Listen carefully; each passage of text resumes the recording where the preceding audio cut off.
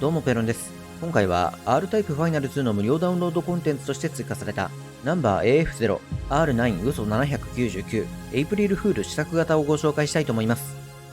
エイプリルフール試作型はクラウドファンディングの支援者専用機体の R9 嘘800のプロトタイプとして作成された機体で、フレームは R9 嘘800と同じものを使用していますが、武装に関しては既存の装備ですね。フォースは強力かつ扱いやすいスタンダードフォース回が搭載されており、フォースだけでもエイプリルフール試作型が強力な機体であることがわかると思います。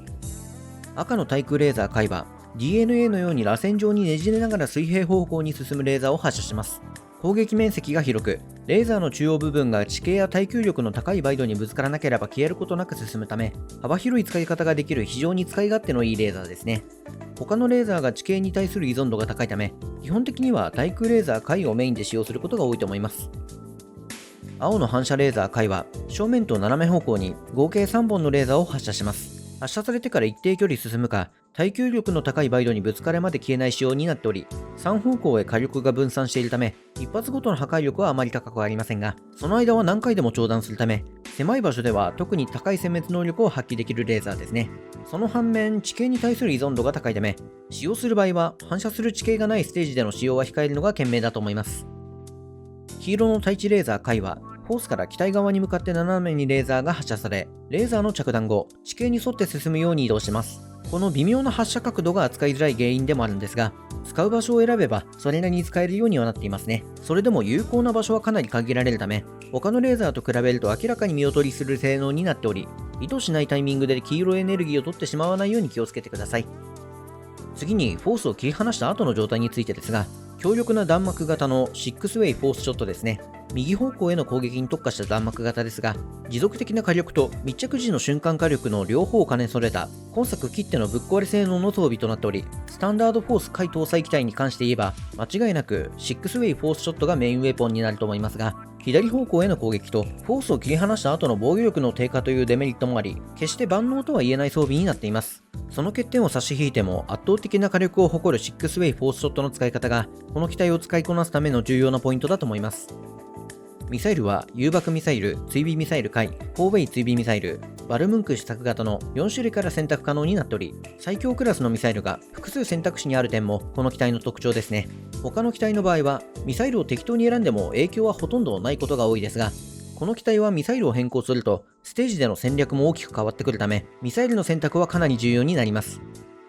追尾ミサイル回は雑魚敵にぶつかっても爆発しないのが特徴で、爆発の威力も通常の追尾ミサイルより強力になっています。またかなり小回りが効くため、地形にぶつかることなく標的を追尾する高性能ミサイルですね。ただし弾速はあまり速くないため、バイドとの追いかけっこを始めてしまうと周囲を徘徊するだけになってしまうこともあり、長所であるはずの高い追尾性能と耐久力が裏目に出ることもありますね。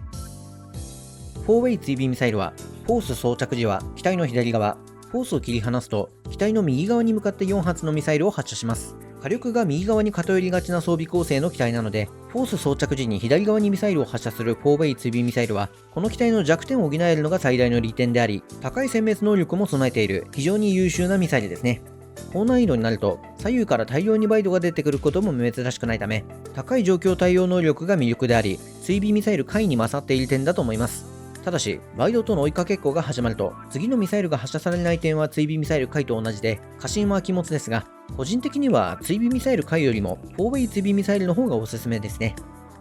バルムンク試作型は、強力な長距離大型水爆ミサイルが巨大な爆発によってバイドを殲滅する破壊力重視の高火力ミサイルですね。障害物に遮られることがない貫通力と広い攻撃範囲が非常に強力であり、右方向への攻撃力や範囲殲滅能力を重視するなら、間違いなくバルムンク試作型を装備することになると思います。地面にぶつけて機体の真下で爆発させれば、機体を覆う結界のように使うことができるため、意外と使い方に応用が効くのもいいところですが、防げるのはあくまでも物理攻撃のみなので、巨大な爆発によって悪化した視界でエネルギー弾を見落として事故る可能性が非常に高く、高い破壊力と引き換えにリスクを背負うことになる諸刃の剣のようなミサイルですね。まあバルムンクを選ぶような人は私のようにロマン重視の人が多いと思うので、事故率はあまり気にしていないのかもしれないですが、堅実なプレイをしたいなら4ウェイ追尾ミサイルをお勧めしたいと思います。波動砲はスタンダード波動砲 WX が採用されており、破壊力はスタンダード波動砲の直径には劣るものの、十分な破壊力と波動砲着弾後に発生するエネルギー弾による雑魚の殲滅能力を持っている波動砲ですね。ただし、このエネルギー弾は一番近いバイロに向かって飛ぶ仕様のため、ほとんどの場合は直撃で倒すことができなかったバイロに飛んでいくことが多く、発生したエネルギー弾が雑魚に向かって飛んでいくことはどちらかといえば稀なパターンになっているのが現実だと思います。特に狙って使う必要があるほどの破壊力ではないため、余計なことは考えず波動砲を直撃させることだけを考えればいいと思います。エイプリルフール試作型は強力なフォースと3種類の強力なミサイルをカスタマイズ可能な機体ですが、無料ダウンロードコンテンツをダウンロードするだけで使用可能になるため、これから R タイプファイナル2を購入するプレイヤーが序盤から使用できる機体で最も強力な機体になるでしょうね。もちろんこの機体を使って素早く資源回収を行い、次々と機体を開発することができるかもしれませんが、序盤で開発可能などの機体よりも圧倒的に強いため、この機体を使ってしまうと徐々に機体を開発して機体を次々と更新していく序盤の楽しみが失われる可能性があり、初心者が使用するのは控えた方がよりこのゲームを楽しめるんじゃないかと思います。もちろん使うタイミングは個人の自由なので、自分の好きなタイミングでこの機体をダウンロードして使ってみてはいかがでしょうか。では最後までご視聴ありがとうございました。またね。